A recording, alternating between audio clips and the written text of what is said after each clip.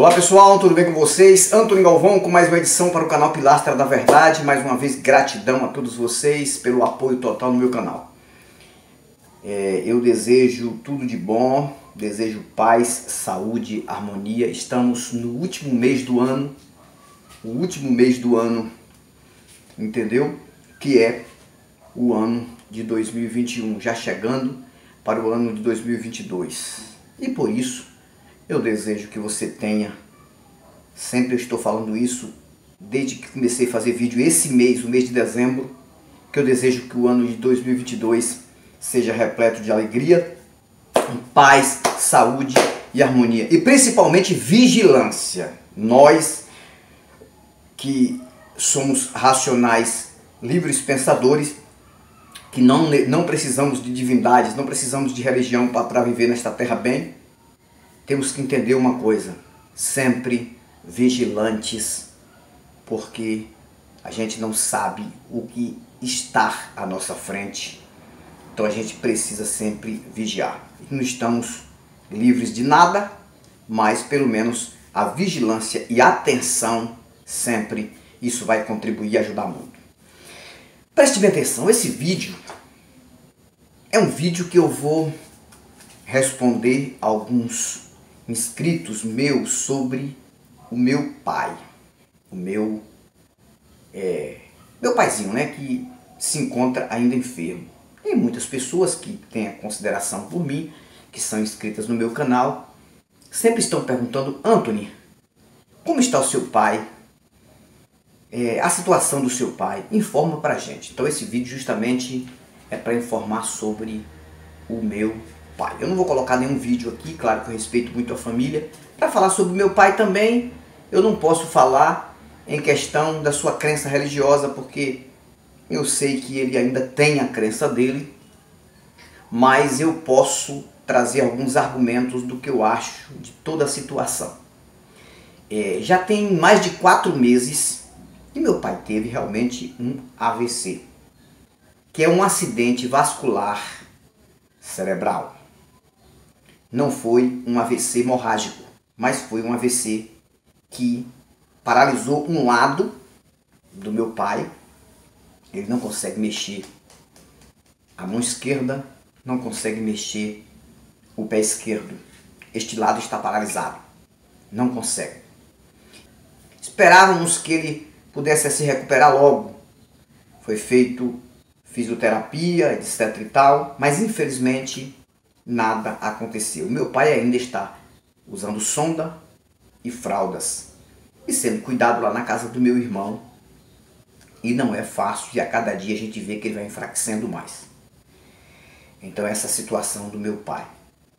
Ele está consciente, conversa muito com a gente, mas ele continua tendo a fé e a esperança dele de que ele ainda vai melhorar ali e vai sair para fazer as suas atividades. Ele acredita que ainda vai plantar hortas, que ele gosta muito disso, mas infelizmente a gente observa e vê que não é fácil, a situação é muito delicada. Enfim, estamos torcendo, quem sabe, que a qualquer momento ele possa se recuperar, quem sabe. E se não se recuperar, ele vai ser cuidado até o último dia da vida dele. Então essa é a situação do meu pai. O que eu tenho a dizer sobre isso é o seguinte. Para falar do meu pai, eu sei porque eu convivi com ele. Eu fui criado com minha avó. Mas sempre que meu pai plantava uma lavoura, que fosse de tomate, que fosse de feijão, que fosse de repolho, que tudo isso ele plantou, milho, que fosse de pimentão, eu sempre estava com ele. Ele ia na casa da minha avó e me pegava lá para ajudar ele na roça. E desde os 8 anos de idade que eu trabalhei com ele na roça. Estudava e no período que eu saía da escola, eu ia direto para a roça. Trabalhei muito. Então eu conheci muito sobre o meu pai. Pensa num homem trabalhador, um homem que pegava um serviço, não tinha medo de serviço nenhum. Ele era chamado na região lá João Acabamundo. Na verdade, o nome dele nem é João, o nome dele é Manuel. Por quê? Porque na enxada, para ganhar para ele era muito difícil. Ele fazia muitos serviços muito rápido. E era como se fosse um tolo trabalhando. Muito honesto, nunca gostou de dever para ninguém, nunca gostou de confusão, nunca foi confuseiro. Casou com a minha mãe, foi honesto até o último dia. Ele era devoto ao Santo Antônio, porque ele tinha feito uma promessa que se nascesse um filho homem, depois que nasceu a primeira filha dele, que foi mulher, e ele queria um filho homem. Esse pessoal de roça, no tempo antigo, sempre tinha um sonho de ter um filho homem para ajudar na roça. E ele fez uma tal de uma promessa, que se nascesse um filho homem, ele colocaria o nome de Antônio e ia festejar o dia do chamado Santo Antônio. E resumindo, eu nasci, ele colocou meu nome, Antônio Juscelio Andrade Galvão, que hoje eu sou conhecido como Anthony, tanto no tempo da religião como aqui também sem religião.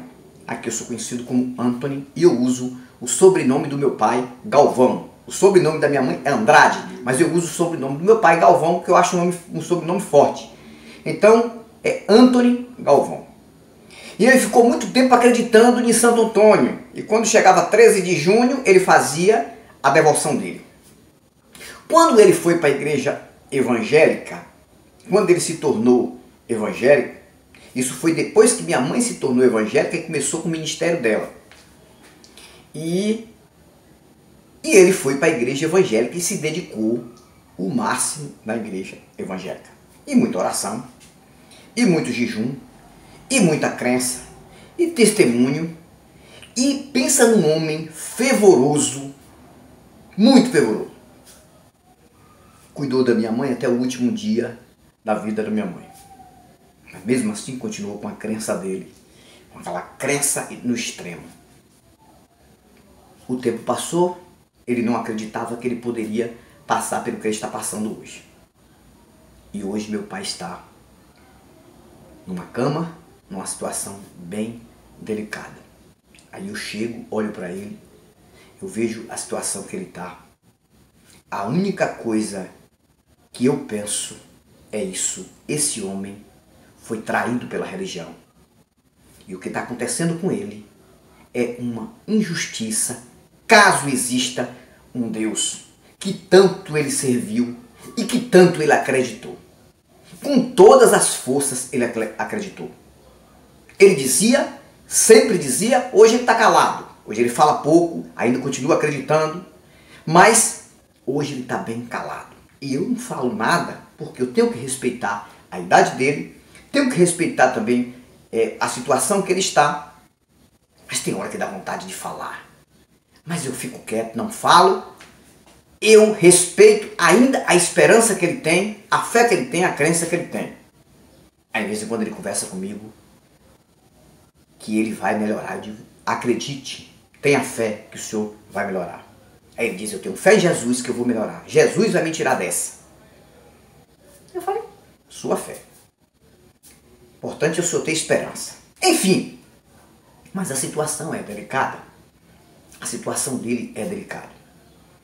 Mas quando eu olho para ele, eu lembro quem ele era. Um homem honesto, trabalhador. Ensinou os filhos a trabalharem. Aprendi a trabalhar e ser honesto por ele. Me ensinou sempre isso. Ela era aquela pessoa que se a gente chegasse em casa com alguma coisa, entendeu? Que não fosse comprada, ele dizia, achou aonde? Quem foi que deu? Ele dizia, fulano deu, então vamos saber, levava, vamos ver se foi mesmo.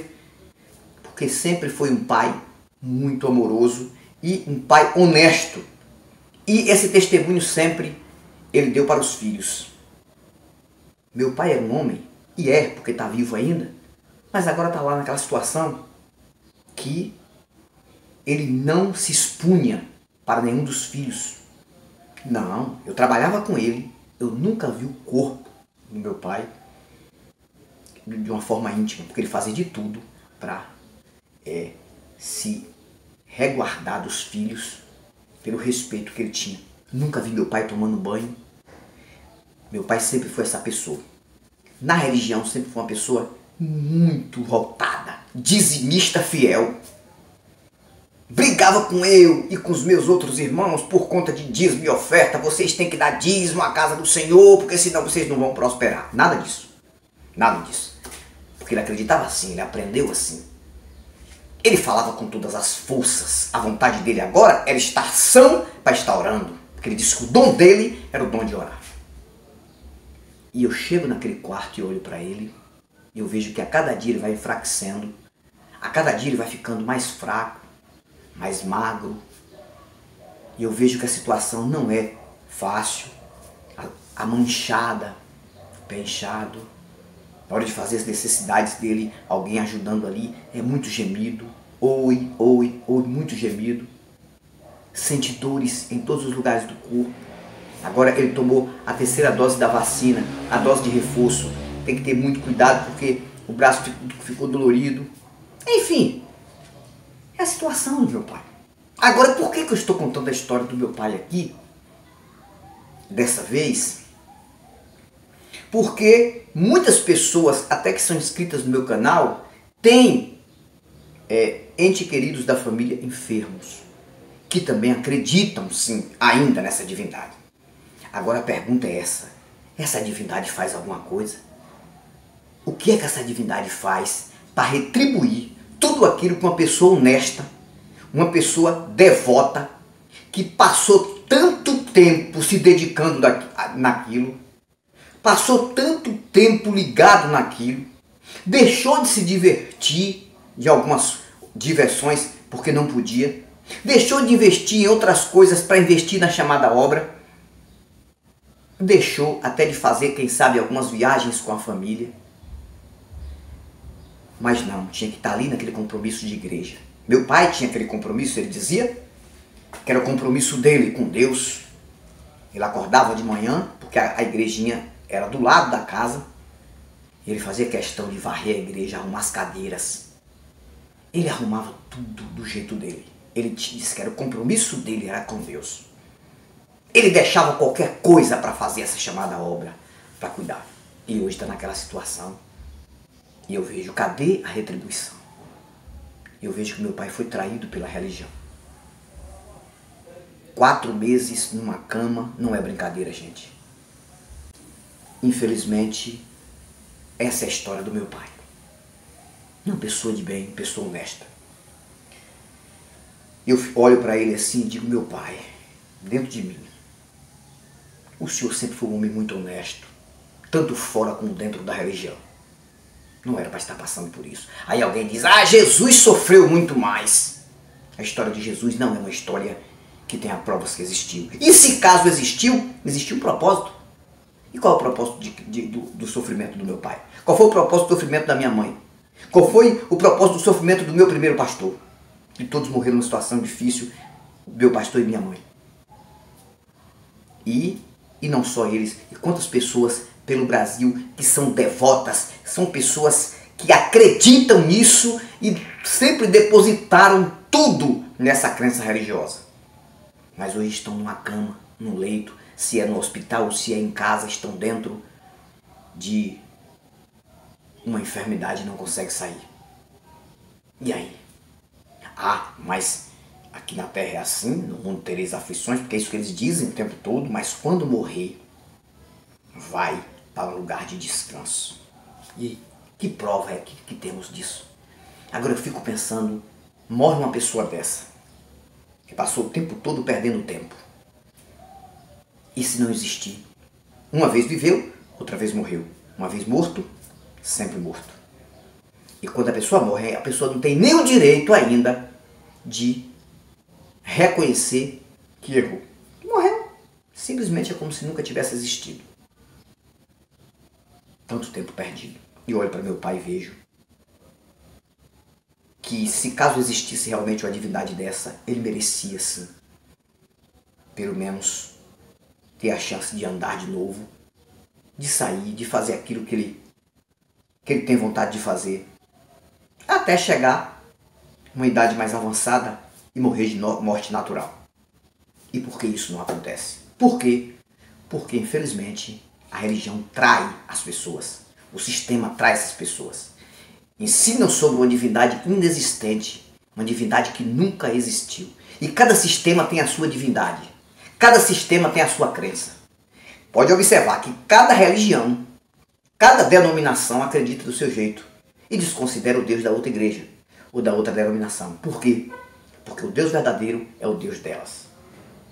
Infelizmente, só que tem que fazer, nós temos que nos cuidar, nós temos que nos divertir, claro que com honestidade, trabalhar também, temos que trabalhar, fazer aquilo que nós gostamos de fazer, porque quando cai na situação daquela, infelizmente, é difícil. Finalizo o vídeo por aqui, um abraço para vocês, meus amigos. Esse foi mais um vídeo para o canal Pilastra da Verdade. Esse vídeo foi para contar a história do meu pai. Um abraço, tudo de bom e grato sempre pela atenção. Fui, mas volto. E volto com novos argumentos. Tchau!